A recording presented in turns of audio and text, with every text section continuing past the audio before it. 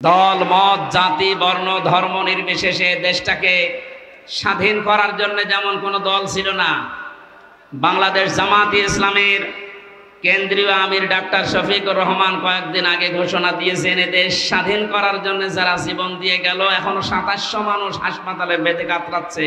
এরা কোনো দলের মানুষ না, এরা এই দেশের সম্পদ। এরা কি কোনো দলের মানুষ? সবগুলো দেশের সম্পদ। এরা জাতির শ্রেষ্ঠ সন্তান। যদি মুক্তিযোদ্ধা বলতে হয় এদেরকে বলা যায়। 100 জনের 58 জন মানুষ দেশে এখন চাচ্ছে যে ইসলাম দেশে রাষ্ট্রীয়ভাবে কায়েম হোক। এটা তো আমি বানালাম নাকি? আপনি আল জাজিরা নিয়ে আসেন, রাত 12:30টায় রিপোর্ট বের হয়েছিল। আমার কালকে ছিল ফরিদপুর, তার আগের দিন চট্টগ্রাম। এই আসার সময় গাড়িতে দেখতে দেখতে আসছিলাম ইন্টারনেট থেকে, আন্তর্জাতিক খবরগুলো কি আসে দেখি। বাংলাদেশ দিয়ে একটা রিপোর্ট তারা বের করছে। এখন দেশের অবস্থা এই, 58 জন মানুষ চাচ্ছে দেশে ইসলাম কায়েম হোক, ইসলামের হাতে দেশটা যাক। 28 জন মানুষ চাচ্ছে না আমাদের হাতে দিন। আর 14 জন মানুষ এখনো পর্যন্ত জালেমদের দোসর এবং তাদের সাফাই গেয়ে যাচ্ছে। সাফাই যে গাচ্ছে দেখতে পাচ্ছেন না, মাঝে মাঝে video call audio call open করে দেয়। আপা ঘাবড়াবেন না, আপনি ঘাবড়ালে আমরা নরম হয়ে যায়, তোরে নরম বানানো হবে। এ জেলার 2 জনকে কিভাবে পিটিয়েছে দেখতে পাচ্ছেন না? আমার কুষ্টিয়ার একজনকে এভাবে পিটানোর পরে তার ছেলে দিয়েছে, আমার বাবাকে ওরা কুকুরের মতো পিটিয়েছে। কি সুন্দর স্ট্যাটাস দেখেছে যে আমার বাবাকে ওরা কুকুরের মতো পিটিয়েছে। এখন নিচে বলবেন সুবহানাল্লাহ না আলহামদুলিল্লাহ। জালেমদের প্রতি কারো মায়া নেই, আল্লাহরও মায়া নেই, রাসূলের মায়া নেই, কারণ এরা সবার শত্রু। জালেমরা তার নিজেরও শত্রু, জালেমরা তার নিজেদেরও শত্রু। কিয়ামতে জালেমরা তার এই আঙ্গুল পর্যন্ত কামড়াতে থাকবে, চিবিয়ে খেয়ে ফেলবে। সূরা ফুরকানের ভেতরে আছে। আজকে একটা ধরেছে আর্মি মশিউর। এই শয়তানকে যদি জেলখানার ভেতরে এই বিএনপি আর জামাতের লোকজন পায়, ওরে মনে হয় পিটিয়ে বের ফেলে। কারণ আমি তো দেখেছি ওর উপর রাগ কি মানুষের, একেবারে বান্টু একটা মানুষ। ও বলে নাকি যে বিএনপি জামাতের লোক না মানলে আমার শরীরে জোশ আসে না। এবার নেন, আর্মির হাতে পড়িস, পিটিয়ে সোজা করে ফেলবে। এই জন্য সাধারণ পুলিশ কনস্টেবল যারা এই মানুষগুলো হুকুমের আসলে দাস ছিল, এদের কিছু করারও ছিল না। তারপরেও এরা আরো নিরপেক্ষ থাকতে পারত। যে মানুষগুলো হুকুম দিয়েছে, এই যে বেনজির, কিসের বেনজির? ওর কোনো নজির নেই। এই লোকটা সহ এখন যারা জেলখানায় আছে, পুলিশের সাবেক আইজি, এর আগের আইজি, এরপরে কিছু মানুষকে ওএসডি করেছে। আর যারা ধরা পড়তেছে, আর ওই যে হাউং আঙ্কেল আছে, হাউং আঙ্কেল, এইগুলো সহ যেন আমার তালিকা আজকে আমি দেখলাম দুপুরবেলা 180 জনের একটা তালিকা করেছে। এই জালেমদের বড় বড় দোসর যারা প্রশাসনে ছিল, একটাকেও দেশের মানুষ ক্ষমা করবে না ইনশাআল্লাহ। জুলুম করলে আল্লাহ মামলা দেবে তিনি জানিয়েছে, আর আমরা তো 100টা দেব। আমার ধরার পরে পড়েছিল যা যা বলতে বলছে, এগুলো যদি না বলেন 50টা মামলা দেব।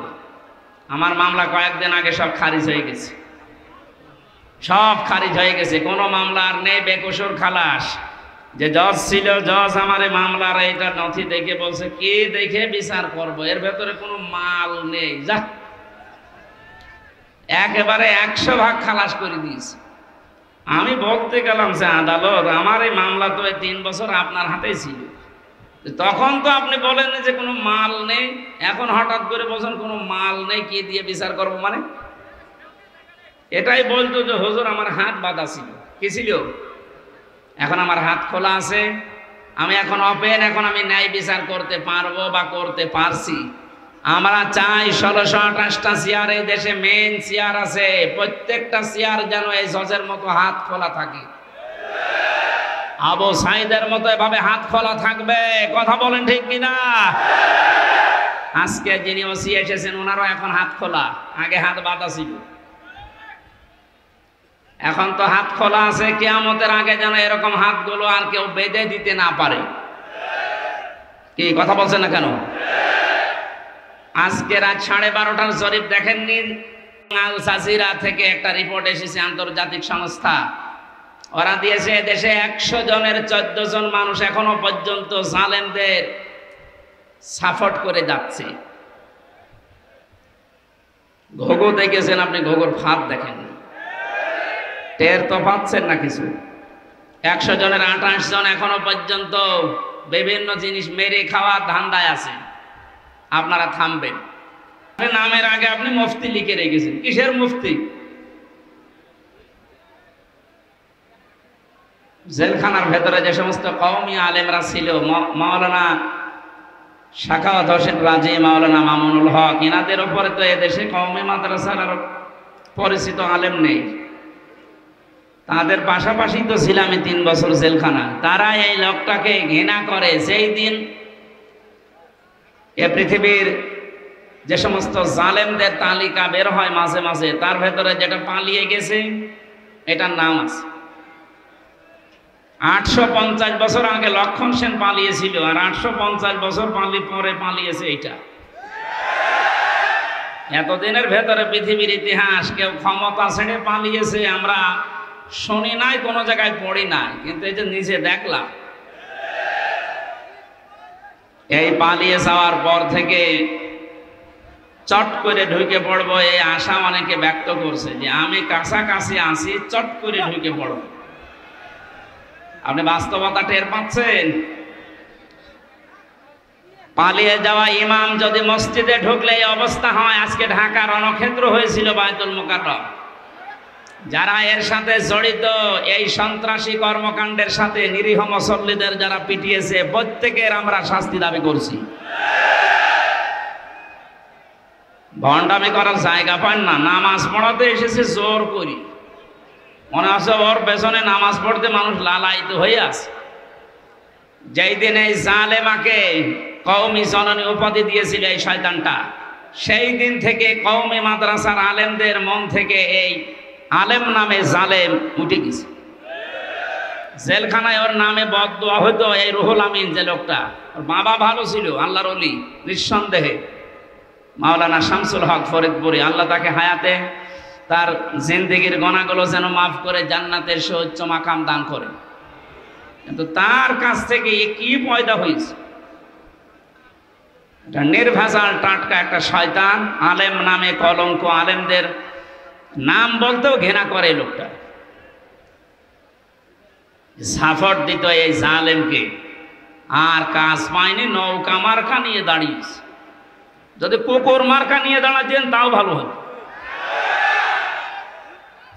ইয়াজিদ যেমন গালি হয়ে গেছে এই পৃথিবীতে, আমার মনে হয় যে জালেম পালিয়েছে, ওর নামও এই পৃথিবীতে একটা গালি হয়ে যাবে ইনশাআল্লাহ। কারণ কত মানুষের চোখের পানি হা শব্দ লেগে আছে। জেলখানার বিভিন্ন তালা থেকে রাতের গভীরে যখন তাহাজ্জুদ পড়তে উঠতাম, এই যে বিডিআর ছাড়া আপনাদের এই কুড়িগ্রাম, লালমনিরহাট, পঞ্চগড়, এ সমস্ত জায়গার বহু বিডিআর এখনো জেল খাটতেছে বিনা কারণে, কিচ্ছু জানি না। একজন মুরব্বীকে দেখতে পেয়েছিলাম, বলছে, হামজা ভাই, আমার আর 1 মাস পরে চাকরি শেষ হয়ে যেত, অথচ আজ 13-14 বছর আমি জেলে আছি, কিচ্ছু জানি না, আল্লাহর কসম। রাতের গভীরে যখন নামাজে দাঁড়িয়ে দেখতাম এই লোকটা আহ শব্দ করে, এমন একটা আবেগ নিয়ে শব্দ বলতো, এটা আরো সে চলে গেছে। শুধু এই বিডিআরদের চোখের পানি না, 13টা অপরাধ করেছেন এই 15.5 বছরে, যেটা মাপ পাওয়ার মতো না। সবচাইতে জঘন্য অপরাধে আয়না ঘর বানানো, এর চাইতে জঘন্য অপরাধে পৃথিবীতে আর নেই। তা জীবিত মানুষকে এভাবে মানুষ কষ্ট দিতে পারে? আমার মনে হয় দেশের 18 কোটি মানুষ যদি আপনাকে মাফ করে দেয়, ব্যারিস্টার আরমানের বউ জীবনও মাফ করবে না। ইয়াজিদ এই শব্দটা কি খারাপ? অনেক সুন্দর না, কিন্তু সে জালেম হওয়ার কারণে তার নামটাকে আল্লাহ গালি বানিয়ে দিয়েছে। এই কুড়িগ্রামে কোন হিন্দুকে যদি বলেন, ভাই ছেলে হয়েছে 5,000 টাকা দেব, ইয়াজিদ রাখেন, কি নাম, অথচ নামটা কি খারাপ বলেন? এর মতো এত সুন্দর নাম যদি গালি হয়ে যায় জুলুম করার কারণে, আপনার নাম যতই সুন্দরী হোক আপনার নামটাও গালি হবে 1 আর 2। আবু সেহেলের যে বাড়ি আপনারা দেখতে পান কাবা শরীফের পাশে, এর চাইতে দামি জায়গা কি আর আছে দুনিয়ায়? কাবার পাশে শুধু জালেমের বসবাস ছিল ওই জায়গায়, ওখান থেকে দুর্বিসন্ধি করতো নবীর বিরুদ্ধে, ইসলামের বিরুদ্ধে, সাহাবীদের বিরুদ্ধে। এ কারণে আবু সেহেলের বাড়ি এখন ইন্টারন্যাশনাল পায়খানা। কথা বলেন না কেন? আজ বাংলাদেশ সহ বিশ্বে যারা জালেম আবু সেহেলের মতো, কারণ জালেমদের বসবাসের জায়গাগুলো অভিশপ্ত, আল্লাহর গজবের জায়গা এগুলো। যারা এখানে হজ করতে গেছে, যে হাজী সাহেব, একটা জায়গা আছে মুজদালিফার রাতে যেখান থেকে মানুষ পার হয়, কিছু জায়গা একটু দৌড়ানো লাগে, কারণ এটা গজবের জায়গা। আবু সেহেলের বাড়ি থেকে যেহেতু দুর্বিসন্ধি হতো নবীর বিরুদ্ধে, ইসলামের বিরুদ্ধে, আল্লাহর বিরুদ্ধে, এই জন্য আল্লাহ এমন শাস্তি দিয়েছে কিয়ামত পর্যন্ত এটা ইন্টারন্যাশনাল পায়খানা। এ বাংলাদেশেও সেই ঘরে বসে বসে যে যত নম্বর হোক, 32, 34, 35 নাম্বার, এই জায়গাগুলোতে যারা এদেশের ইসলাম নিয়ে, আলেমদেরকে নিয়ে দুর্বিসন্ধি করতেন, এই বাড়িটাও আমরা ইন্টারন্যাশনাল পায়খানা দেখতে চাচ্ছি। সারা বিশ্বের মানুষ আসবে যেন ওই জায়গায় কাজ করে শান্তি পায়, মানুষ যেন বোঝে যে এখানেও এক আবু সেহেল ছিল। আবু সেহেল নয় তো কি? অনেকে মনে করে উনি হজ করেছে হাজী সাহেব। আরে ভাই, হজ করেছে বাংলাদেশ থেকে যে, আর আবু সেহেল কাবা শরীফের সভাপতি ছিল। সুতরাং আপনারা কি কে বলবেন আমি জানি না, আমার দাবি এইটাই, এবং বহু আলেম এই মতই দিয়েছে যে এই যে বিভিন্ন নম্বরওয়ালা বাড়ি যেগুলো 32, 33, 34, 35, 36 নাম্বারওয়ালা বাড়ি নেই, যত নাম্বার বাড়ি আছে জালেমদের আস্তানা, যেগুলো যেগুলো ইসলামের দুর্বিসন্ধি করতো বসে বসে আলেমদের বিরুদ্ধে, এই জায়গাগুলো সব জাদুঘর বানান না আবু সেহেলের মতো টয়লেট বানান? আমি কাবা শরীফ ঘোরার ছিলাম উপর দিয়ে, জায়গা পাইনি নিচ দিয়ে, হঠাৎ শেষ করে 7 পাক মারার পরে আমার অবস্থা খারাপ। আমি ওই আবু সেহেলের যে বাড়ির পাশে, আমি জানতাম না যে ওটা ওর বাড়ি, ওখানে যেয়ে দেখছি আমার পেটে ব্যথা করছে। এক পুলিশকে ডাক দিয়ে বললাম, ভাই এতক্ষণ তো আমি ভালোই ছিলাম, এখন আমার পেটে ব্যথা করছে। পুলিশ আমারে বলছে, ইয়া হাজিউল হুজ্জাত আয়না বিলাদুকা, ও হাজি দেশ কোথায়? যে তুমি বাংলাদেশ। আমি বাংলাদেশ থেকে এসেছি। আমারে বলছে, আপনি জানেন না এটা কোন জায়গা? না তো। আবু সেহেলের বাড়ি। আপনি এখনো পায়খানা না করে দাঁড়িয়েছেন, তাড়াতাড়ি যান। আমি কাজ করে দেখি আমার পেটের ব্যথা ভালো হয়ে গেছে। আমার মনে হয় এদেশেও যাদের পেটে ব্যথা উঠবে, এই জালেমদের এই সমস্ত আস্তানাতে গিয়ে টয়লেট করলে পেটের ব্যথা ভালো হয়ে যাবে, কারণ জায়গাগুলো সব গজবের জায়গা। এদেশে তো দেখতে পেয়েছি আগস্টের 5 তারিখের পর থেকে আলেমদের যত আস্তানা ছিল জালেমদের, এই দেশে প্রায় জালেমের আস্তানায় ভাঙা শেষ। এই এলাকায় মনে হয় এখনো শুরু হয়নি। আমার কুষ্টিয়ায় যে 2টা ছিল, ইট খুলে নিয়ে চলে গিয়েছে, এমনকি টয়লেটের প্যান তাও খুলে নিয়ে চলে গিয়েছে। ওইটাও রাখবো না। জালেমদের প্রতি আল্লাহরও রাগ, আর আল্লাহর বান্দাদের তো রাগ আছে। সুতরাং যে লোকটার লাখ লজ্জা নেই, কোন লজ্জায় আপনি আসলেন সেই গোপালী থেকে আবার এই নামাজ পড়াতে ঢাকার বুকে? পিটিয়ে মেরে ফেলিনি মানুষ, তাই তো ভালো। আজ 15 জনের উপরে আহত। যে অবস্থার সৃষ্টি হয়েছে, 24 ঘন্টা সময় দিয়েছে আলেমরা যে ওকে গ্রেফতার করে ডিম দেওয়া হোক, কোনো অসুবিধা নেই। আমার রিমান্ডে 10 দিন নিয়ে ডিম দেয়নি, আমারে দেখিয়েছিল যে এই যে আমরা এইটা দেই। আমাকে শুধু দেখিয়েছেন আর ও যা করেছে আজকে, আমরা সরাসরি ওরে ডিম দিতে চাচ্ছি। রাজি আছেন?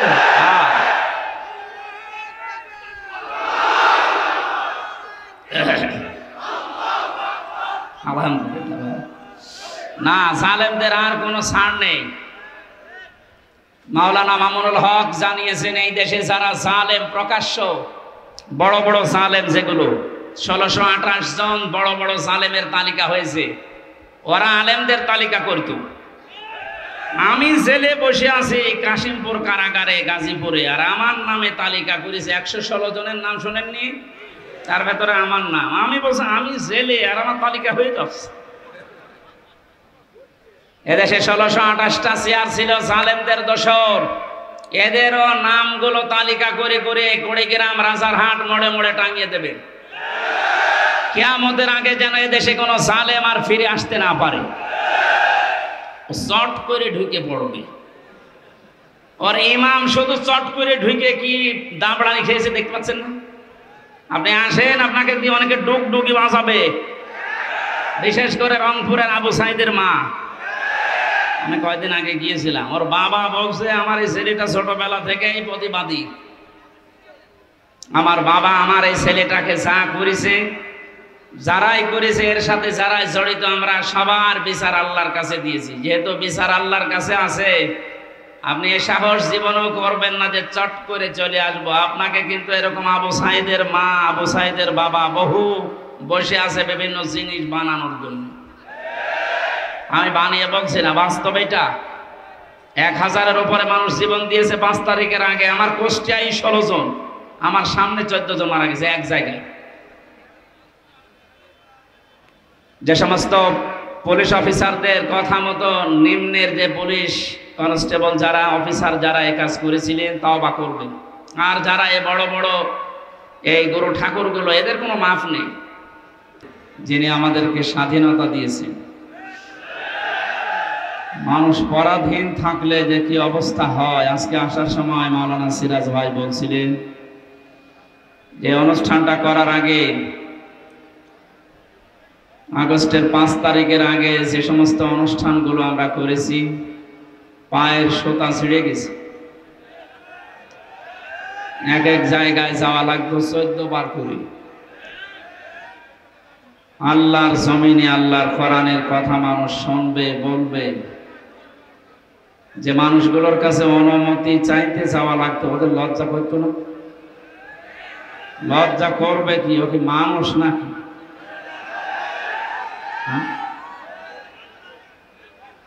মানুষ হলে তাদের কাছে কোরআনের কথা বলতে যাওয়ার জন্য অনুমতি চাইতে যাওয়া লাগবে। তারা মানুষ কি করে হয়? এটা তো শুধু মুসলমানদের জন্য আল্লাহ দেয়নি। হাদা বায়ানুল লিন্নাস হুদাল লিন্নাস। এ বায়ান, এ বক্তব্য পৃথিবীর মানুষের জন্য, সে যে ধর্মে বসবাস করতে পারে।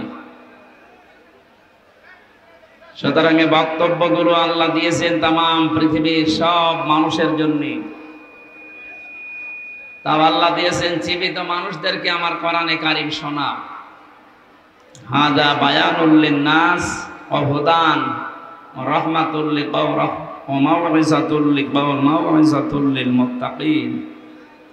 আল্লাহ তাআলা বলেন এর ভেতরে যত বক্তব্য আছে আমি আল্লাহ দিয়েছি, এটা জিন্দা মানুষের জন্য। অথচ 15.5 বছরে কি দেখলাম আমরা? জীবিত মানুষদের সামনে কোরআনের কথা শোনানো উচিত না। আপনি পড়তে পারেন, পড়েন, শোনান। মরে গেছে তখন পড়ে, মরে গেলে পড়ে করবো কি? এমন একটা দিক আর বিভাগ ছিল না যে জায়গায় দুর্নীতির থাবা ছিল না। যারা উপদেষ্টা দায়িত্বে এখন আছে কি বলছে দেখেন না? যেখানে হাত দেয় ওই জায়গাটায় দুর্নীতিগ্রস্ত। হাত দেব কোথায়? সুতরাং যারা এগুলো করেছিলেন নিজেদের কপালে নিজে আগুন লাগিয়েছে।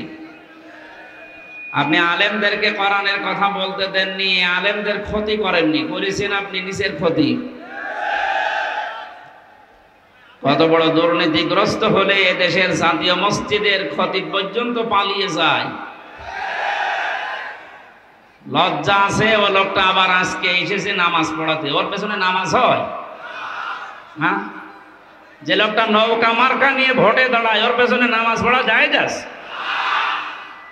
এই জন্য পিটিয়ে বের করে দিয়েছে মুসল্লিরা। কিসের নামাজ? আপনার পেছনে নামাজ পড়লে আমার মনে হয় আপনার পেছনে না পড়ে মোদির পেছনে পড়া ভালো।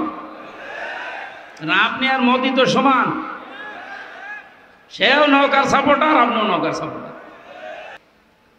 যে বিশ্বনবী মুহাম্মদ রাসূলুল্লাহকে আল্লাহ এই মাসে পাঠিয়েছিলেন। যেহেতু বাংলাদেশ, ভারত, পাকিস্তান এই সমস্ত দেশে কিছু ভেজাল আছে, নবীর জন্মের পক্ষে কিছু মানুষ আনন্দ করতে আছে, আর কিছু মানুষ নবীর সিরাত সুরাত তার আদর্শ নিয়ে আনন্দে আছে। আমরা দুইটাই চাই, কারণ একটা মানুষের জীবনী লিখতে হলে জন্ম ছাড়া লেখা যাবে? বলেন বলেন। নবীজির জন্ম যেই দিন থেকে, ওই দিন থেকে আমরা আরম্ভ করব। মুহাম্মদ রাসূলুল্লাহকে আল্লাহ যখন পৃথিবীতে পাঠিয়েছিলেন, এই খুব খেয়াল করে শুনবেন, আমি গতানুগতিক কথা বলছি না। আল্লাহর নবীকে যেদিন এই পৃথিবীতে আল্লাহ পাঠান, মিলাদ বলা হয়। এই যে ঈদে মিলাদুন নবী অনেকে অনুষ্ঠান পালন করে। ঈদ মানে আনন্দ, মিলাদুন নবী মানে নবীর জন্মের আনন্দ। নবীর জন্মের কি, যারা এই এলাকায় মনে হয় এগুলো একটু কম আছে, চট্টগ্রাম সিলেটে বেশি। যারা এগুলো করছেন একটা তথ্য বলছি এবার। এই পৃথিবীতে দুইজন মানুষ নবীজির আপন চাচা ছিল, তারা আবু লাহাব আর আবু তালেব। দুইজন আপন চাচা না? এই দুইজন নবীর মিলাদে জন্মে খুশি ছিল, খুব আনন্দ করেছিল তারা। এত খুশি নিজের মাদিকে পর্যন্ত আজাদ করে দিয়েছে। আপনি পারবেন এরকম? আপনি ছোট খেসড়ি আর জিলাপির ভক্ত, আর তারা নিজের বাড়ির কাজের মহিলাকে বলেছে, যা তোরে আমি কেনা আজাদ করে দিলাম। অথচ দুইজন চাচা জাহান্নামী, এটা কোরআন দ্বারা হাদিস দ্বারা প্রমাণিত। কথা বলে না কেন? আবু লাহাব যে জাহান্নামে গেছে, এর জন্য আবার কোনো প্রমাণ লাগবে নাকি? আল্লাহ পাক বলেন, সায়াসলা নারান যাতা লাহাব, ওকে জাহান্নামে আল্লাহ দিয়েছেন, এই আয়াতটার প্রমাণ। আর একজন চাচার নাম বললাম আবু তালেব। এই লোকটা মারা যাওয়ার দিন নবীজি তার মাথার কাছে গিয়ে বলেছিলেন, ইয়া আম্মি আবি তালিব, আল্লা ইলাহা ইল্লাল্লাহ হাজ্জুল লাকা ইনদাল্লাহি ইয়াউমাল কিয়ামাহ, রাহুল বুখারী। হে চাচা, জোরে বললে হয়তো মানুষ শুনে আপনাকে খারাপ বলতে পারে, জোরে বলা লাগবে না। খালি আমার কানের কাছে মুখটা নিয়ে আস্তে করে বলেন, লা ইলাহা ইল্লাল্লাহ মুহাম্মদ রাসূলুল্লাহর ঘোষণা দেওয়া লাগবে না, ওটা আমি নিজেই নিয়ে নিলাম। শুধু আল্লাহর একাত্মবাদের ঘোষণা দেন, আমি গ্যারান্টি দিলাম কিয়ামতের দিন ঝগড়া করে আপনাকে আমি আল্লাহর দরবারে জান্নাতে দিয়ে দেব। ও পড়ে নাই, কালেমাটা পড়ে নাই। আশপাশের যারা নেতা ছিল, আবু সুফিয়ান, আবু লাহাব, ডাক দিয়েছিল, নেতা পড়বা, সারা জীবন বাপ দাদার ধর্ম মানলে এখন ভাতিজারে নতুন ধর্ম গ্রহণ করে কলঙ্কিত হবা। তোমাকে মানুষ কাপুরুষ বলবে, ভীরু বলবে, তোমাকে লজ্জা দেবে, তোমার নামে বদনাম বের হবে। আবু তালেব ওই দিন বলেছিল, ভাতিজা মুহাম্মদ, তোমাকে আমি ভালোবাসি, কিন্তু তোমার এই কালেমাটা পড়তে পারলাম না, তুমি আমারে মাফ করে দিও। মাফ করার মালিক কি নবীজি? বলেন বলেন। নবীজি মন খারাপ করেছিলেন, এই জন্য আল্লাহ সূরা আহজাবের, সূরা কাসাসের 56 নম্বর আয়াত তার জন্য নাজিল করে বলেছিলেন, কেন আপনি মন খারাপ করেন?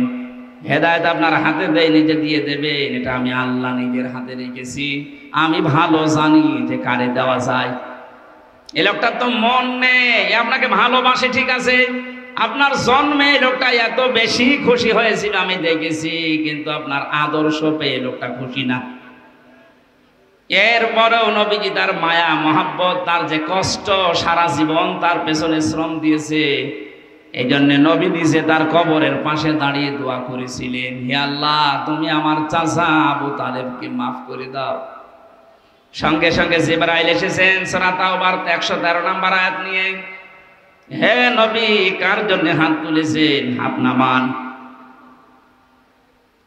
মা কানা লিন-নাবিয়্যি ওয়াল্লাযীনা আমানু আইয়াস্তাগফিরু লিল মুশরিকিন ওয়ালাউ কানু উলি কুরবা মিন বা'দি মা তাবায়্যানা লাহুম আন্নাহুম আসহাবুল জাহিম। আল্লাহ পাক বলেন, কোন নবীর জন্য কোন ইমানদারের জন্য এটা জায়েজ না, শোভনীয় না, উচিত না। এই পৃথিবীতে কোন মুশরিকের জন্য সে আল্লাহর কাছে ক্ষমা চাবে। আল্লাহ বাদে অন্য কেউ আল্লাহর মতো কাজ পারে, এই কথা যারা বলে, বিশ্বাস করে, তারা মুশরিক। এটা আবার দলিল দেওয়া লাগবে? আমি আবার বলছি, এদিকে তাকান। আল্লাহ যেটা পারে ওইটা অন্য কেউ পারে, এই কথা বিশ্বাস করার নাম শিরিক। আর শিরিক যে করে সে মুশরিক। এ পর্যন্ত মানেন তো? এক কথা বলেন না কেন? আল্লাহ যেটা পারে ওটা অন্য কেউ পারে, এই বিশ্বাস করার নাম শিরিক। আর শিরিক যে করে সে মুশরিক। আরো জোরে বলেন। যে লোকটা নামাজ পড়ানোর জন্য সে গোপালগঞ্জ থেকে এসেছে, এ লোকটার নামে আলেম হতে পারে, আল্লামা লেখা থাকতে পারে, লোকটার কার্যকলাপ এবং যাদেরকে সাপোর্ট করেছে এই লোকটা মুশরিক।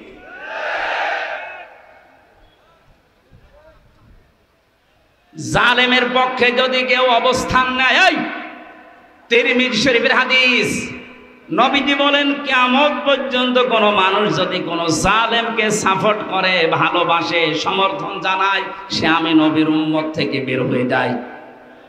তামাম দুনিয়া জানে ওই মহিলা জালেম। এই কথা বলেন না কেন? তামাম পৃথিবীর ভেতরে যে তালিকা আপনি দেখবেন ইন্টারনেটে, 100 জনের তালিকা আছে, তার ভেতর ওনার নাম আছে। আপনি জানা শোনার পরও তার মার্কা নিয়ে দাঁড়ালেন, আপনার বিবেক নেই। আবার জননী নাম দিলেন, সাপোর্ট করেন, সমর্থন জানান, তার সাফাই গান, আপনি নবীর উম্মত থেকে বের হয়ে গেছেন। আপনার পেছনে নামাজ হবে কি করে? এই জন্যই তো জেলখানায় আপনার নামে বদদুয়া হইতো। আমি নিজে দেখেছি, মাওলানা মামুনুল হক বারবার আমাকে বলতো, হামজা আমি যদি বাইরে যেতে পারি জীবনে কোনো মুশরিকের জন্য জানাজা পড়াবো না, ওদের কবরেও দেব না। বলতাম, ভাই আপনি এ বিষয়ে এত কড়াকড়ি কেন? বলে, হ্যাঁ আল্লাহর কোরআনের নিষেধ, মুশরিকদের জন্য ক্ষমা চাওয়া জায়েজ নেই। আপনি সরাসরি জালেমকে জননী বানিয়ে দিলেন, তার সাপোর্ট করেন, তার নৌকা নিয়ে আপনি ভোটে দাঁড়ান, আপনি তো বড় জালেম। এই কথা বলেন না কেন? কি করতেন আপনি নৌকা নিয়ে? পাশ করার পরে ওরা মদের বিরোধ পক্ষে আইন পাশ করতো, আপনিও সাপোর্ট দিতেন। তাহলে আল্লাহ যেটা নিষেধ করে ওটা কেউ যদি করতে চায় সে শিরিক করে। আর শিরিক যে করে সে মুশরিক হয়ে যায়। মুশরিকের জন্য দোয়া করা নবীর জন্যও জায়েজ নেই, ইমানদারের জন্যও জায়েজ নেই। যদিও এটা আপনার আত্মীয় হয়, আপনার নিজের এলাকার মানুষ বলে আপনি সাপোর্ট করবেন। এবার কোরআনের আয়াত একটা শোনেন, আপনি তো নিজেও জানতেন, ইয়াউমা নাদউ কুল্লা উনাসিম বিইমামিহিম। সূরা বানী ইসরাঈলের ৭২ নম্বর আয়াতের প্রথম অংশে আছে, রংপুর কুড়িগ্রাম এলাকার মানুষেরা কান খাড়া করে শোনেন আর বিবেক দিয়ে ভাবেন। বুদ্ধি আল্লাহ আপনাকে এমনি দেয়নি, শুধু জিলাপি খেয়ে রবিউল আউয়ালে শেষ করে দেবেন এজন্য আপনাকে আল্লাহ পাঠায়নি, পাঠিয়েছে আপনার বিবেককে কাজে লাগাতে।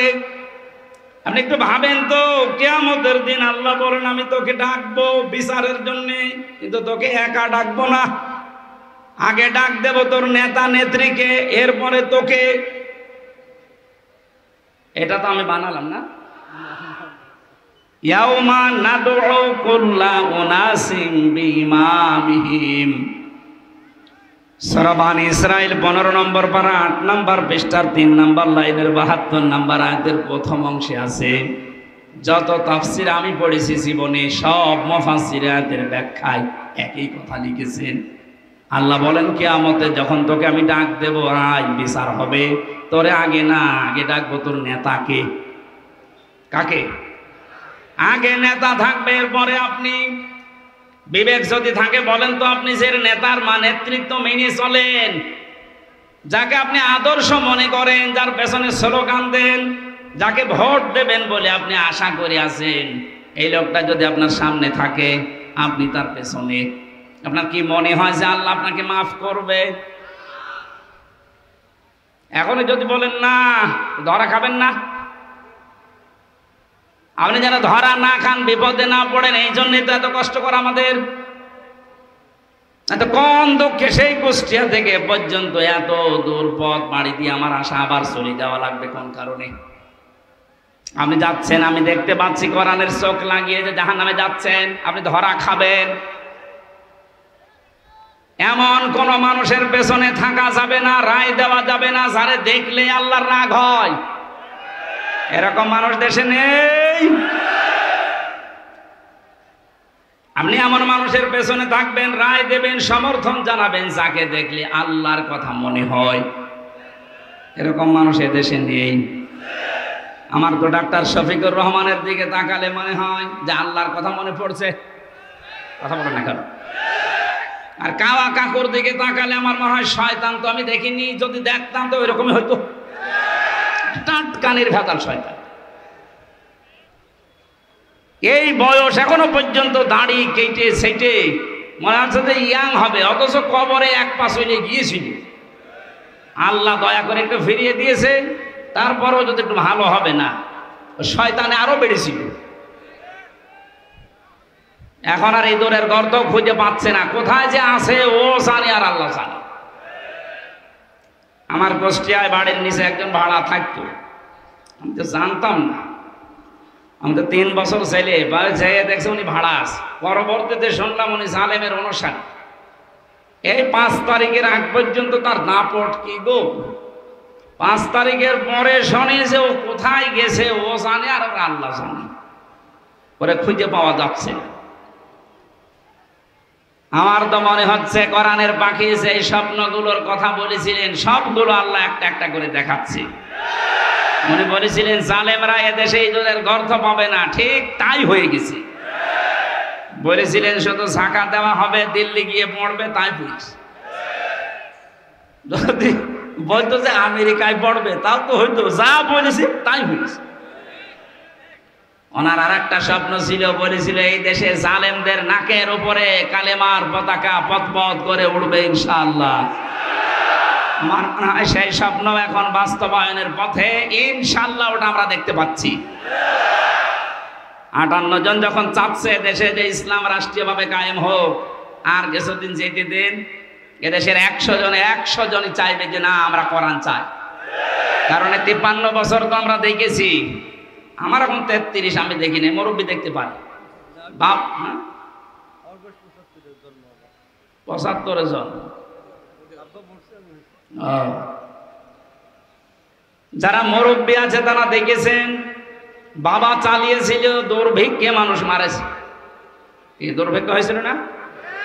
আমরা তো পড়িয়েছি শুধু। স্বামী চালিয়েছিল এদেশ, চাচা চালিয়েছে, আপনাদের চাচা। ভাবি চালিয়েছিল, বউ চালালো দেখলাম। এখন শুধু বাকি আছে আল্লাহর এই কোরআন দিয়ে দেশটা চললে কেমন দেখা যায়, এটা আমরা দেখতে চাই না। আমার জীবনের সবচাইতে বড় আশা এটা।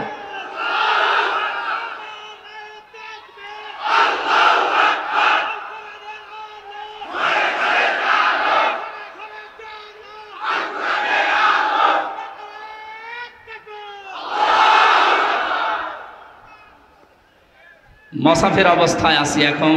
মুসাফিরের দোয়া আল্লাহ ফেরত দেয় না। বড় আশা নিয়ে বলছি, মাবুদ 1000 লক্ষ মানুষকে নিয়ে তোমার দরবারে মোনাজাত করছি। জীবনে শুধু চর্মচোখে এটা যেন দেখতে পারি যে কালাম দিয়ে বাংলাদেশের 56,000 বর্গ মাইল চলছে। এটা একটা মিনি জান্নাত হয়ে যাবে, আপনি টের পাচ্ছেন না তাই। অনেকে যারা লাল পানি খায়, যারা বাবা খায়, যারা আকিস বিড়ি খায়, এখানে তৈরি হয় না জলিল বিড়ি, এরা মনে মনে ভাবে যে ইসলাম যদি এদেশে চলে আসে তাহলে আমি বিড়ি খাবো কি করে, আমি লাল পানি খাবো কি করে। শোনেন, এই যে ইনি মসজিদের খতিব, লেখা দেখলাম, মসজিদের ভেতরে যদি এই দাড়ি কাটা মানুষটা যায়, এখন মনে করেন বিড়ি খাওয়ার অভ্যাস আছে, নেশা আছে, মসজিদের ভেতরে ঢোকার পরেও নেশা থাকবে। যদি নেশা লাগেও সে পরিবেশ মসজিদে খেতে পারবে? বলেন বলেন কেন? কারণ পুরাটা জায়গা আল্লাহর রহমত দিয়ে ঘেরা। মসজিদ রহমতের জায়গা, এ কথা কার? আল্লাহুম্মা আফতাহলি আবওয়াবা রাহমাতিকা, হে আল্লাহ তোমার রহমতের সব দরজা খুলে দাও। এজন্য রহমত পেতে হলে মসজিদে যাওয়া লাগবে। কোথায় যাওয়া লাগবে? পৃথিবীতে রহমতের জায়গা মসজিদ, আর মসজিদের বাইরে যা আছে দুনিয়ার সবগুলো গজবের জায়গা, বিশেষ করে মাজারগুলো। অনেকে মনে করছে মাজার, হ্যাঁ মাজার কেন বললাম? নবীজি জানিয়েছেন কিয়ামতের দিন দুই প্রকার মানুষকে আল্লাহ সবচাইতে কঠিন শাস্তি দেবেন। তার এক নম্বরে যারা মাজারের খাদেম ছিল। তুমি খেদমত করার আর জায়গা পাও না, মাজারের খাদেম হয়ে বসে আছো, ওরে খেদমত করা দরকার। কারণ যত মাজার এই দেশে সবগুলো শিরিকের আস্তানা আর জেনার আড্ডাখানা। নারী পুরুষের অবাধ মেলামেশা যদি দেখতে চান আপনি যান লালনে মাজারে। মন মন গাঁজা খাচ্ছে মানুষ। কোন কারণে মাজার রাখা লাগবে? আল্লাহর ওলি যারা আল্লাহর পছন্দীয় মানুষ, এদের কবরগুলো সংরক্ষণ করে রাখেন, কেউ যেন ইহানত করতে না পারে, নষ্ট করতে না পারে। তাই বলে ওখানে যে সেজদা দেবেন, গাঁজা খাবেন, লা তাত্তাখিযুল কুবুর মাসাজিদা, কবরকে মসজিদ বানিও না, সেজদার জায়গা বানিও না।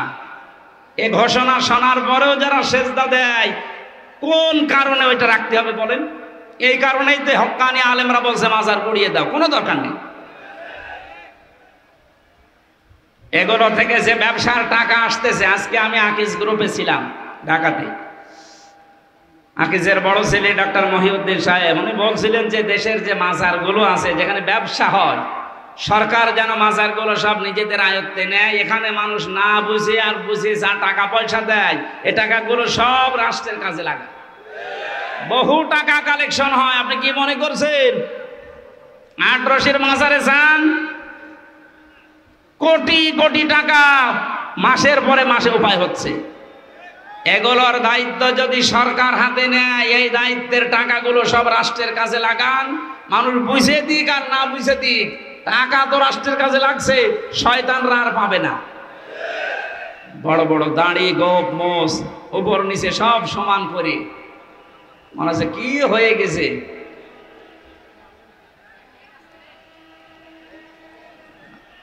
সাবধানে থাকবেন, ট্রেন আসতেছে।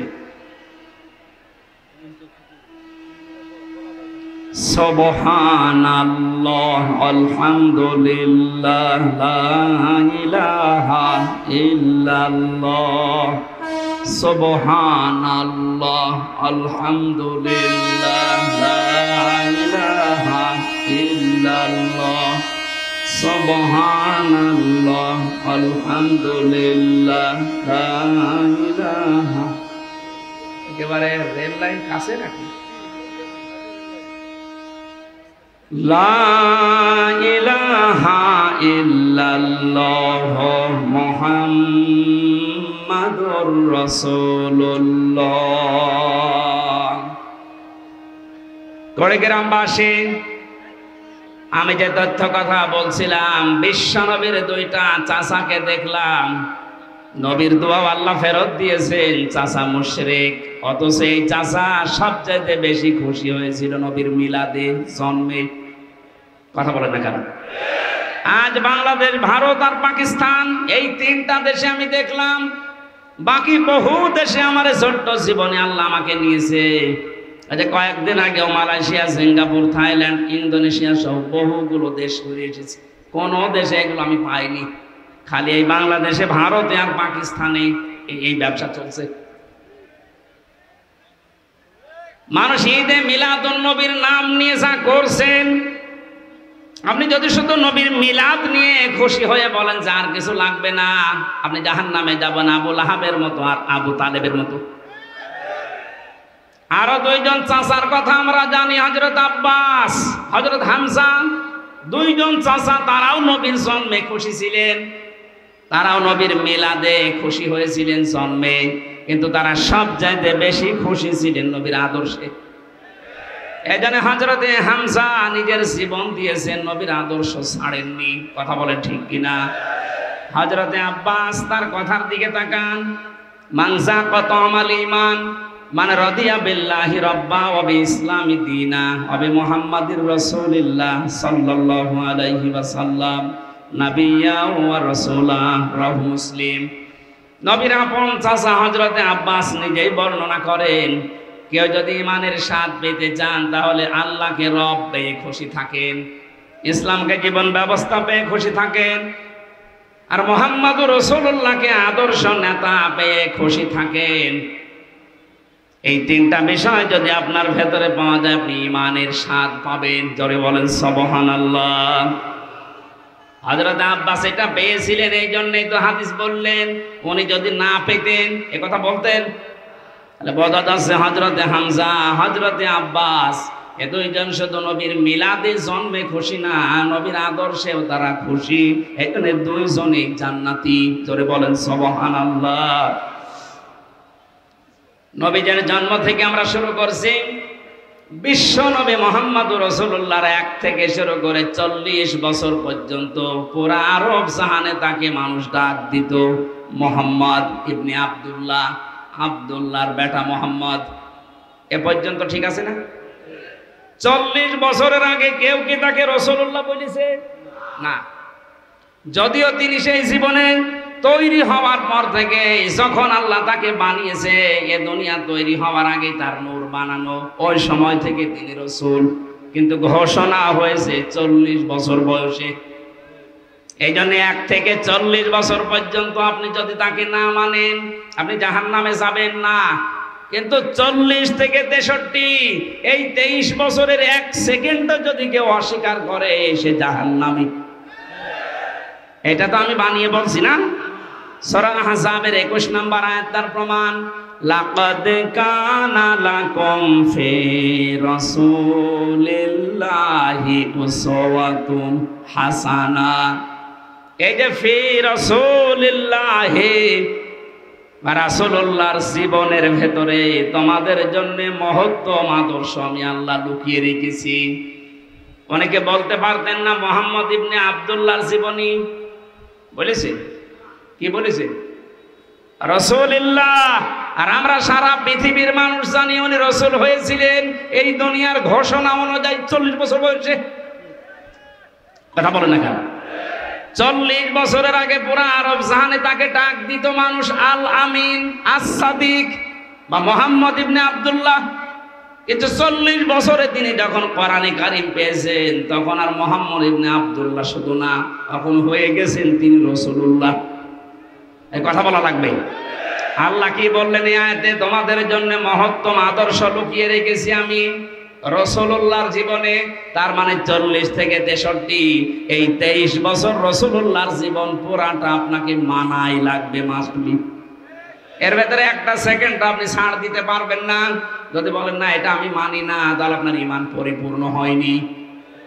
কথা বুঝতেছেন? রাসূলুল্লাহকে আদর্শ মানা লাগবে। যে উসওয়াতুন হাসানা, এ শব্দটা দুনিয়ায় কাউকে আল্লাহ দেয়নি। হ্যাঁ, ইব্রাহিম নবীকে আল্লাহ উসওয়াতুন হাসানা তার চরিত্রের ব্যাপারে বলেছিলেন, সেটা আলাদা বিষয়ের আলোচনা। কিন্তু পৃথিবীতে আমাদের নবী মুহাম্মদুর রাসূলুল্লাহকে তিনি মডেল বানিয়েছেন, বাটখারা বানিয়েছেন, কেজি পাথর। এদিকে যদি কেউ 5 কেজি চাউল তুলে দেয়, এদিকে 5 কেজি বাটখারা দেওয়া লাগবে না? এ কথা বলেন না কেন? আমার এই 40 থেকে 63 বছরের যে 23 বছরের জীবন, আমার জন্ম থেকে মৃত্যু পর্যন্ত 23 বছর দিয়ে আমার সাজানো লাগবে। আপনি একেবারে মেপে পরিপূর্ণ করে নিতে পারবেন, কারণ তিনি নমুনা, মডেল, আদর্শ আমাদের জন্য। তাও একমাত্র উসওয়াতুন হাসানা, এর একটার আগে আলিফ লাম আল্লাহ দেয়নি। এবার আসেন মূল কথা বলছি। বিশ্ব নবী মুহাম্মদুর রাসূলুল্লাহ কেন একমাত্র আদর্শ আমাদের জন্য? যে সূরা থেকে পড়লাম, সূরার নাম হচ্ছে আহজাব। কি বললাম? আহজাবের হিজবুন থেকে। আহজাব শব্দের শাব্দিক অর্থ দল, সমূহ, বাহিনী। এই যে দল, এ শব্দটা কোরআনে নেই। বলেন না কেন? যারা এই কথা বললে আগে তো এই যে আগস্ট মাসের 5 তারিখের আগে এ জালেমরা বলতো দলীয় কথা বলবেন না, রাজনীতির কথা বলবেন না, বলতো না? কথা বলেন। থানা থেকেও 14টা লিখে দেওয়া হয়তো যে এই কথা বলা যাবে না। আমি কি এখানে আমার বাবার কথা বলতে আসি সেই কুষ্টিয়া থেকে? আমি তো আগেই বললাম আমি জরানের চোখ লাগিয়ে দেখতে পাচ্ছি আপনি জাহান্নামে যাচ্ছেন। আরে ভাই, আপনি জাহান্নামে গেলে আমার অসুবিধা নেই, কিন্তু আপনাকে আমার বাঁচাতে হবে। আপনাকে যদি আমি কিছু না বলে জান্নাতে যেতে চাই, কিয়ামতে দরজায় দাঁড়িয়ে বলবেন যে আমারে কিছু বলে নাই, পরে 20 গ্রাম নিয়ে এসেছিলাম আমাকে বাঁচায় নাই, আমি জানতাম না। এটা যেন বলতে না পারেন, এই জন্যই তো এত কষ্ট স্বীকার করা। আমি যে গ্রুপে আছি, আকিস গ্রুপ, আমার বাবার চা আছে, আমার চা এখন হয়েছে। বিশ্বাস করেন আল্লাহর কসম, মরণ পর্যন্ত অন্তত আমার আর কিছু করা লাগবে না। এত কষ্ট স্বীকার করা, এই যে স্বাধীনতার পর থেকে আজকে 1 মাস 12-13 দিনে প্রতিদিন 2-3টা করে, তাও 5 কিলো 10 কিলো না, প্রতিদিন আমার মনে হয় আমার জার্নি হয় প্রায় 1000 কিলোমিটার। কালকে সেই মাদারীপুরে, তার আগের দিন চট্টগ্রাম, আজকে এখানে, এভাবে প্রতিদিন 700-800-1000 কিলোমিটার দৌড়ানো লাগছে। আমি দেখতে পাচ্ছি জাতির মানুষেরা জাহান্নামের দিকে দৌড়াচ্ছে। এমন মানুষকে আপনি সাপোর্ট দিয়ে জাহান্নামে দৌড়াচ্ছেন, যারে দেখলে আল্লাহর রাগ হয়। আপনি যেন বাঁচতে পারেন, এই জন্যই বলছি, দলের কথা বললে আপনার রাগ হয়। আপনি যে দল করেন, দলই আপনাকে জাহান্নামে নিয়ে যাবে। দলের কথা কোরআনে যদি নাই থাকে, তাহলে আয়াতগুলো আপনি বাদ দিয়ে দেবেন। সূরা আলে ইমরানের 103 নম্বর আয়াতে আল্লাহ জানিয়েছেন, ওয়াল তাকুম মিনকুম উম্মাতুন ইয়াদউনা ইলাল খায়র। অবশ্যই তোমাদের ভেতরে একটা দল থাকতেই হবে। কয়টা দল? আরো জোরে। আল্লাহর দৃষ্টিতে যে দলের কথা আছে কোরআনে, এ দল করতে হলে 4টা জিনিস লাগে। আপনার কি রাগ হয়ে গেল? না, এই আয়াত বাদ দিয়ে দেবো। আমি যে নোট করেছি তাফসীর থেকে, কেউ যদি দল করতে চান, মিলান তো আপনার দলে এগুলো আছে কিনা, নাকি আপনার আবার রাগ হয়ে যাবে? হ্যাঁ, আমি তাফসীর হাক্কানি থেকে লিখেছি। যদি বিশ্বাস না করেন, আমি পয়েন্টগুলো বলছি, বাড়িতে এসে মিলিয়ে দেখেন আপনার দলে 4টা শর্ত আছে কিনা। একটা দল যদি কেউ করতে চায়, কমপক্ষে একটা দলের ভেতরে 4টা জিনিস লাগে। প্রথমে লাগে একজন নেতা। নেতা ছাড়া দল হবে?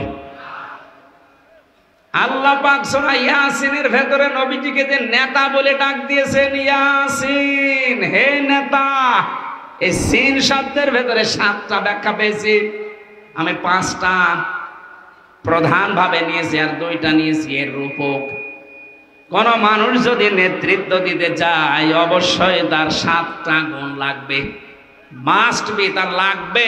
আন্দাজে নেতা হওয়া যায় না। 7টা গুণের প্রথম নাম্বার গুণ হচ্ছে তাকে বৈধ হওয়া লাগবে। কারণ এই পৃথিবীর যত নেতা, আমরা বিশ্ব নেতা বলি নবীদেরকে, কঠিন হয়ে যাচ্ছে। এ পৃথিবীর বিশ্ব নেতা নবীরা।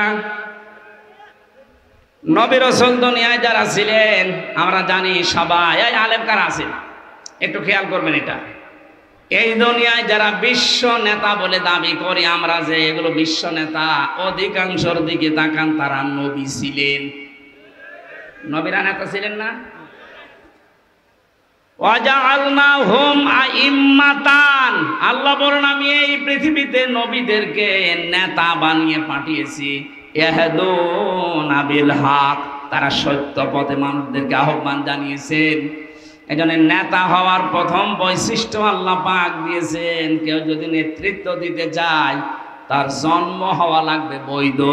কারণ কোন নবীর রক্ত আল্লাহ কোন হারাম রক্তের ভেতরে প্রবেশ করার নাই। আজ বিশ্ব নেতার দিকে তাকান, পৃথিবীতে বহু মানুষ নিজেকে বিশ্ব নেতা বলে দাবি করছে, অনেককে করাচ্ছে, অথচ তাদের জন্ম ঠিক নেই। তাদের মা এক ধর্মের, বাবা এক ধর্মের। আমাকে বেশি বলে ফেললাম। আমার ফাঁসি চাই, এ বইটা কিনেন, দেখেন। আপনার যদি রাগ হয়, বীর মুক্তিযোদ্ধা মতিয়ার রহমান রেন্ডুর লিখা, লেখেন। এই বইটা নিয়ে আসেন, এখন বাজারে পাওয়া যাচ্ছে। 15 বছর তো বাজেয়াপ্ত ছিল, এখন পাওয়া যাচ্ছে। দেখেন, মা এক ধর্মের, বাবার এক ধর্মের। আপনি আন্দাজে বিশ্ব নেতা বানিয়ে দিলেই হবে। নবীদের কথা বলছিলাম কেন, এটা কোরআন থেকে এবার দলিল নেন। হযরতে ঈসা, উনি নবী না। এরা কোন জামানায় আছে? হযরতে ঈসা কি আরো জোরে বলেন। উনি যে নেতা ছিলেন কোনো সন্দেহ আছে? ওনার জন্মের পরেই জাতির লোকেরা ওনার অবৈধ বলেছিল। আল্লাহ পাক বলেন ফাশারাতে ইলাইহি ক্বালু কাইফা নুকাল্লিমু মান কানা ফিল মাহদি সাবিয়্যা। হযরতে মরিয়ম ইশারা দিয়েছিলেন দোলনার দিকে যে এই ছেলেটাকে জিজ্ঞাসা করো, নিজেই বলবে অবৈধ না অবৈধ। জাতির লোকেরা বলেছে ক্বালু কাইফা নুকাল্লিমু মান কানা ফিল মাহদি সাবিয়্যা, এতটুকু সিবিয়ান বাচ্চা কি করে দোলনা থেকে কথা বলবে? এ বলতে দেরি জাতির লোকের। হযরতে ঈসা দোলনা থেকে জবাব দিয়েছিলেন ক্বালা ইন্নী আবদুল্লাহ, আমি অবৈধ সন্তান না, আমি আল্লাহর বান্দা। এতটুকু তিনি শেষ করেননি। হযরত ঈসা দোলনা থেকেই তিনি বললেন আতানিয়াল কিতাবা ওয়া জাআলানি নাবিয়্যা, আল্লাহ পাক আমাকে সামনে কিতাব দেবেন এবং জামানার নবী করে আল্লাহ আমাকে পাঠিয়েছেন। ওয়া জাআলানি মুবারাকান আইনামা কুনতু ওয়া আওসানি বিস-সালাতি ওয়াজ-যাকাতি মা দুমতু হাইয়া। নেতৃত্ব যারা দেন, ও নেতারা কান খাড়া করে শোনেন। হযরতে ঈসা ডাক দিয়ে দোলনা থেকে জাতির লোককে জানিয়েছে আল্লাহ পাক আমাকে সামনে কিতাব দেবেন, জামানার নবী করে পাঠিয়েছেন। শুধু নবী না, ওয়া জাআলানি মুবারাকান আইনামা কুনতু, আমি যেখানেই থাকবো জায়গাটা আল্লাহ বরকতময় করে দেবেন। নেতাদের বৈশিষ্ট্য এইটা, প্রথম গুণ তাদের, তারা যেখানে যাবে আল্লাহ ওই জায়গাটা বরকত দিয়ে ভরে দেয়। আজ দেশের দিকে তাকান, যে সমস্ত নেতা কোন জায়গায় গেলে ওই জায়গাটা ধর্ষণের সেঞ্চুরি করে, অন্যের বউ নিয়ে ভেঙে যায়। এই যে দরবেশের জীবনী পাওয়া যাচ্ছে না এখন। কোন ব্যাংকারের বউ নিয়ে ভেঙে গেছে। ঈসা আলাইহিস সালাম তিনি নেতা ছিলেন, তিনি বললেন আল্লাহ যেখানে আমাকে নেয় সেখানেই বরকত দিয়ে আল্লাহ ভরে দেয়। আপনি নবীর আদর্শের নেতা, তাকান আজ আমি নাম ধরেই বলছি ডাক্তার শফিকুর রহমান, যেখানেই যাচ্ছে মনে হচ্ছে বরকত দিয়ে ভরে যাচ্ছে। কুষ্টিয়ায় 16টা শহীদ পরিবারে 32 লাখ টাকা দিয়ে এসেছে কয়েকদিন আগে। এদেশে টাকা, হ্যাঁ, কুড়িগ্রাম 8 লাখ দিয়েছে। যেখানে যাচ্ছে সেখানে বরকতে ভরে যাচ্ছে। মানুষ তার চেহারা দেখার জন্য পাগল। টাকালা লোক নেই এদেশে। দরবেশের মতো মানুষ 32 না 36,000 কোটি টাকা আত্মসাৎ। এমন নেতা যেখানে যায় শুধু মারিং, শুধু কাটিং। আর এমন মানুষকে আমরা দেখতে পাচ্ছি যেখানে যাচ্ছে বরকত দিয়ে ভরে যাচ্ছে। আপনি নেতা খুঁজে পান না, আন্দাজে লাফান। যেখানেই যাবে নেতা, তার কোয়ালিটি এটা, জায়গাটা আল্লাহ নিজে বরকত দিয়ে ভরে দেবেন। নেতারা কি বলেন? ওয়াউসানি বিস-সালাতি ওয়াজ-যাকাতি, আল্লাহ আমাকে আদেশ দিয়েছেন আমি যেন নামাজ পড়ি, আমি যেন যাকাত দেই। কি নেতা নামাজ পড়ে না? এরকম নেতা নেই। রাজশাহীর অধ্যাপক মুজিবুর রহমান জামাতের নায়েবে আমির, উনি ঘোষণা দিয়েছেন এই দেশে যদি কেউ নামাজ না পড়ে, কেউ যদি সম্পদের যাকাত না দেয়, ওকে ভোট দেবেন না। এই কথা বলেন না কেন? উনি এই আয়াতের দলিল দিয়েছেন। যে নেতা ছিলেন হযরত ঈসা, তিনি জাতির লোককে বললেন আমি আদেশ পেয়েছি যে নামাজ পড়া লাগবে, যাকাত দেওয়া লাগবে। কতদিন? মা দুমতু হাইয়া, যতদিন আমি বেঁচে থাকি। নেতাদের আরো বৈশিষ্ট্য আল্লাহ বলেছেন ওয়া বাররাম বিওয়ালিদাতি ওয়া লাম ইয়াজআলনি জাব্বারান শাকিয়্যা। বলেন আল্লাহু আকবার। আমার মনে হয় কোরআনের এই কথাগুলো একটু বানিয়ে বানিয়ে বলছি। আলেমদেরকে তাহলে জিজ্ঞাসা করেন বানাচ্ছি কিনা। সবগুলো তাফসীর থেকে আমি পড়ে এসেছি। নেতারা তাদের মা বাবার ভক্ত হয়। এমন নেতা তাকান, ঢাকাতেই পড়ে আছে সারা জীবন, মা বৃদ্ধাশ্রমে কাটায়। এদেশে নেই। নাম ধরা লাগবে। কিসের নেতা আপনি? নেতৃত্ব দেওয়ার জন্য 4-7টা কোয়ালিটি লাগে। তার 1 নম্বরে নেতারা হবে বৈধ সন্তান। এবং বৈধভাবে নেতৃত্ব দেবে। এই 15.5 বছর যারা নেতৃত্ব দিয়েছে অধিকাংশগুলোই অবৈধ। এই জন্য আমরা সময় দিতে চাচ্ছি, যারা দায়িত্বে আছেন একটা সম্মানজনক সময় নিয়ে এমন একটা সংস্কার করে দেন তাড়াতাড়ি, যেন দিনের ভোট রাতে না হয়। কথা বলে না কেন? তাড়াহুড়া করে যদি তাদেরকে নামিয়ে বলি না ভোট দিয়ে দেন, কি হবে? ওই দিনের ভোট রাতে হয়ে যাবে। কারণ যারা আছে এখনো পর্যন্ত জালেম বসে আছে চেয়ারে। কথা বলে না কেন? 100 জনের 65 জন জালেমকে বদলি করা হয়েছে, এখনো পর্যন্ত 35টা জালেম চেয়ারে আছে। এদেরকে আমরা সময় দিচ্ছি, তাড়াতাড়ি নামিয়ে দিন।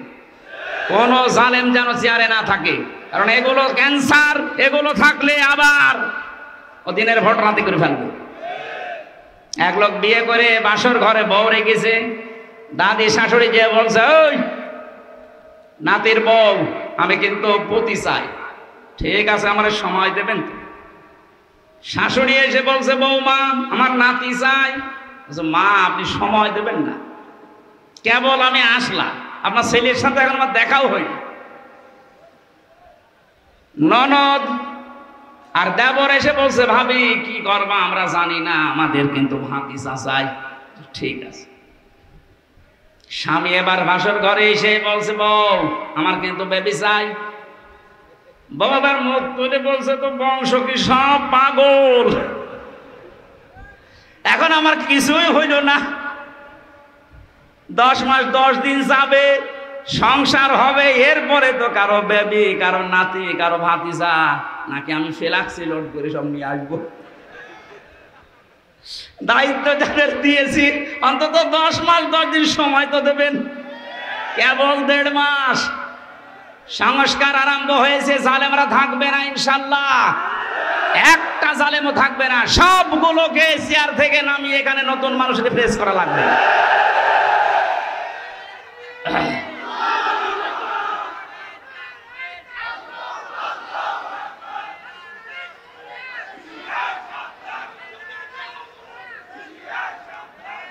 সময় যদি আপনি না দিয়ে বলেন যে না তাড়াতাড়ি দেন, তাড়াতাড়ি দিয়ে করবো কি?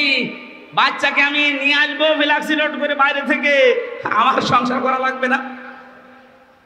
সংসার হবে 10 মাস 10 দিন যাবে, এরপরে কারো নাতি, কারো ছেলে, কারো ভাতিজা সব পাওয়া যাবে। কথা বলেন ঠিক কিনা? সুতরাং এই সময় উল্টাপাল্টা না করে আমরা যারা দায়িত্বে আছেন আপনাদের সম্মানজনক সময় দিচ্ছি, সংস্কার করেন। বৈষম্য বিরোধী ছাত্র আন্দোলন 9 দফার ভেতরে এটা একটা দাবি যে আমরা সংস্কার চাই। আমার ওই বিচারপতির যেমন হাত খোলা, এখন মন মতো বিচার করা যাচ্ছে, এদেশেও যেন সবাই হাত খোলা অবস্থায় থাকে। সব সংস্কার করে দেন, কোন জালেমকে আমরা দেখতে চাই না। আমি বললাম না মাওলানা মামুনুল হকের কথা, যে জালেমদের তালিকা করে করে টাঙিয়ে দেন, কিয়ামতের আগে যেন আর প্রবেশ করতে না পারে। হযরত নূহ দোয়া করেছিলেন, লা তাযারা আলাল আরদি মিনাল কাফিরিনা দাজ্জারা, হে আল্লাহ কোন জালেম যেন না থাকে, ওর আন্ডা বাচ্চাও যেন না থাকে, কারণ ওর পেট থেকে যেটা আসবে ওটা ডবল হারামি হবে। আমরা আশা করছি যারা আছেন খুব তাড়াতাড়ি করেন। সকাল আসতে আসতে যেন শুনি যে 35% এখনো বাকি আছে জালেমরা, এদের কারণেই তো আজকে বাইতুল মোকাররমে মারামারি হয়েছে। কোন জালেম যদি না থাকে দেশটা ইনশাল্লাহ শান্ত হয়ে যাবে। আমি নেতৃত্বের কথা বলছিলাম কেন? দল করতে হলে একজন নেতা লাগে, নেতার ভেতরে গুণ থাকা লাগে কয়টা? 7টা। বলেন। 1 নাম্বার এই গুণ হচ্ছে নেতারা হবে বৈধ, জোর করে থাকবে না, বৈধভাবে থাকবে। আমরা এতদিন দেখেছি সব জোর করেছিল, বৈধভাবে না, সব অবৈধভাবে। 2 নম্বরে দল করতে হলে লাগে সংগঠন। সে সংগঠনের নাম আল্লাহ কোরআনে দিয়েছেন, অল তাকুম মিনকুম উম্মাতুন।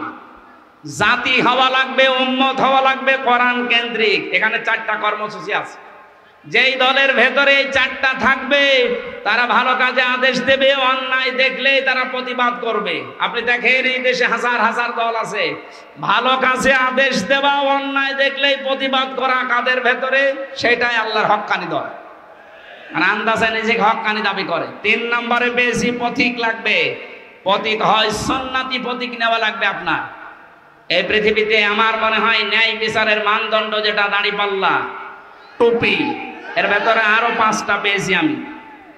দাড়ি, দাড়ি পাল্লা, টুপি, এগুলো সব ন্যায় বিচারের প্রতীক, সুন্নাত, আল্লাহর নবীর আদর্শের ভেতরে এগুলো ছিল। যদি আপনার মার্কা নিতে হয় এরকম মার্কা নেবেন, হয় টুপি মার্কা নেন, নাই দাড়ি পাল্লা মার্কা নেন। 4 নম্বরে পেয়েছি আমি অফিস লাগে। এ পৃথিবীতে দল করতে হলে অফিস লাগে না? আমাদের অফিস আছে, আমাদের অফিসের নাম মসজিদ। আমাদের অফিসের নাম কি? যাদের আনাগোনা মসজিদের সাথে, যাদের সম্পর্ক মসজিদের সাথে, এমন এমন দল আমরা পাই। মসজিদ তো দূরের কথা, কোনোদিন পূর্ব থেকে পশ্চিম দিকে আষাঢ় খেয়েও পড়ে না। ও যদি আষাঢ় খেয়ে পড়েও তো দিল্লির দিকে পড়ে, মানে পশ্চিম দিকে পড়বে তো না। আমাদের এই অন্তরটা ঝুলিয়ে রাখা লাগবে কিসের সাথে? মসজিদের সাথে। বলেন বলেন। নবীজি বলেন যার অন্তর সব সময় মসজিদের সাথে ঝুলে থাকে, এক ওয়াক্ত নামাজ পড়ে বের হয়ে যায়, আবার কখন নামাজ পড়তে যাবে এরকম মন যার, এই লোকটাকে কিয়ামতে আরশের ছায়া আল্লাহ নিজে স্থান দিয়ে দেবেন। জোরে বলেন সুবহানাল্লাহ। তাহলে অনুসরণ করা লাগবে মুহাম্মদ ইবনে আব্দুল্লাহকে না রাসূলুল্লাহকে? আল্লাহর নবীকে অনুসরণ করলে 27টা উপকার হয় দুনিয়া আখিরাত মিলে। কয়টা? আরো জোরে বলেন। 1 নম্বরে আল্লাহ পাক বলেন এ পৃথিবীতে একজন মানুষকে আমি পাঠালাম যাকে অনুসরণ করলে জীবনের গুনাহগুলো মাফ হয়ে যায়। قُلْ إِن كُنتُمْ تُحِبُّونَ اللَّهَ فَاتَّبِعُونِي يُحْبِبْكُمُ اللَّهُ وَيَغْفِرْ لَكُمْ ذُنُوبَكُمْ وَاللَّهُ غَفُورٌ رَّحِيمٌ। সূরা আলে ইমরানের 31 নম্বর আয়াতে আছে, ইবনে কাসিরে পাবেন। হে নবী আপনি বলেন যদি আল্লাহকে ভালোবাসি এ দাবি করো তাহলে আমার অনুসরণ করো। আমার অনুসরণ যখন থেকে আরম্ভ করবা ওই সময় থেকে আল্লাহ 2টা পুরস্কার দেবে।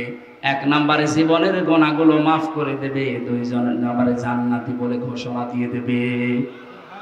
এবার আমার প্রশ্ন, অনুসরণ করা লাগবে নবীকে পূর্ণাঙ্গ না আংশিক? না না, এদিকে তাকান। এই যে ফাত্তাবিউনি, আমার অনুসরণ করো, এ কথা বলতে নবীজি বলেছেন অনুসরণ কি আংশিক না পূর্ণাঙ্গ? আমাদের অনুসরণ কি আংশিক হয় না পূর্ণাঙ্গ? আমরা হয়তো আজ অনেকেই দাড়ি, টুপি, পাগড়ি, জুব্বা, খাবারের পরে মিষ্টি খাওয়া, মেশাক করা, এইগুলো নিয়ে ব্যস্ত। কিন্তু নবীর জীবনে যে আরো আছে, পূর্ণাঙ্গ করতে হলে বিশ্ব নবী খাবারের পরে যেমন মিষ্টি খেয়েছিলেন, নামাজের আগে যেমন মেশাক করেছিলেন, এই নবী 10 বছর কোরআন দিয়ে রাষ্ট্র চালিয়েছিলেন। এইটা আপনার কাছে সুন্নাত মনে হয় আর ওইটা আপনার কাছে রাজনীতি মনে হয়। আপনি মানুষ। আমার মনে হয় নবী এখন বেঁচে থাকলে আপনি এইটাই বলতেন। এই জন্য আমাদের অনুসরণ আমরা দেখতে পাই যে আংশিক হচ্ছে, পূর্ণাঙ্গ হচ্ছে না।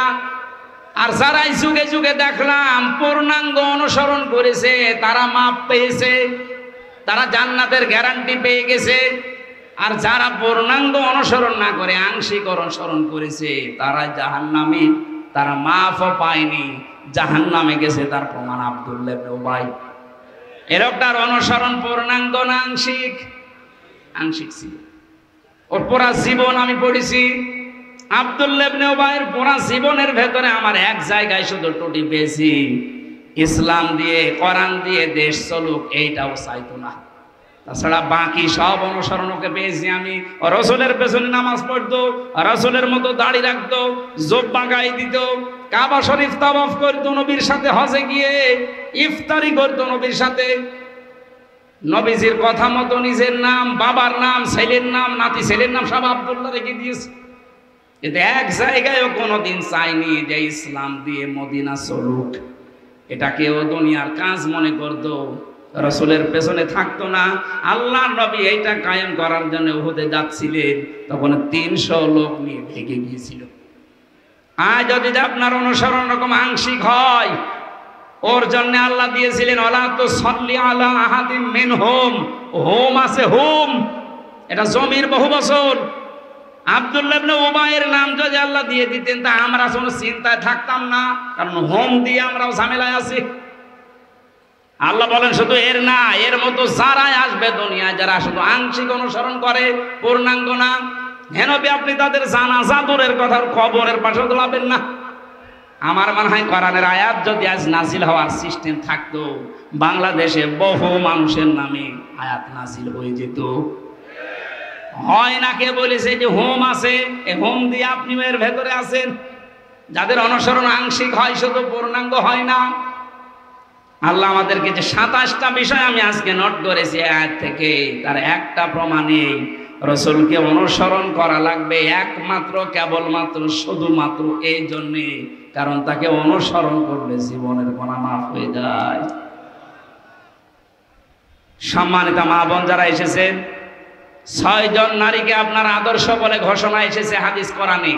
তার 1 নম্বরে হযরতে খাদিজাতুল কুবরা রাদিয়াল্লাহু তাআলা আনহা। তাকে আল্লাহ সালাম দিয়েছিলেন যে কারণগুলোতে, তার অন্যতম কারণ তিনি স্বামীকে সাহায্য করতেন, ইসলামের পথে চলতে, ইসলাম কায়েম করতে, ইসলাম প্রচার করতে। যারা সাহায্য করেন স্বামীকে, যারা স্বামীর জন্য পাহারায় থাকেন, সব সময় স্বামীকে সাহায্য দোয়া করেন, তারা খাদিজাতুল কুবরার সাথে জান্নাতে থাকতে পারবে। আল্লাহ আমাদের মা বোনদেরকে খাদিজার মতো জীবন অনুসরণ করার তৌফিক দিন। আমরা যতটুকু বলেছি এতটুকুর উপরে আমল করার তৌফিক কামনা করে শেষ করছি। আল্লাহুম্মা আমিন। লা ইলাহা ইল্লা আনতা সুবহানাকা ইন্নী কুনতু মিনাজ জালিমিন। আল্লাহ, প্রচন্ড এই গরমের ভেতরে তাকাও তোমার বান্দা বান্দিগুলো, এত গরমের ভেতরে বাড়িতে না থেকে কোরআনের মাহফিলে এসে আল্লাহ ঘন্টার পরে ঘন্টা তারা সময় দিয়েছে, বোঝার চেষ্টা চালিয়েছে। আমিও চেষ্টা চালালাম, যতটুকুই বুঝেছি জীবনে আমল করার তৌফিক দাও। এই আয়োজনে যারা আঞ্জাম দিয়েছে, আল্লাহ এর রাজার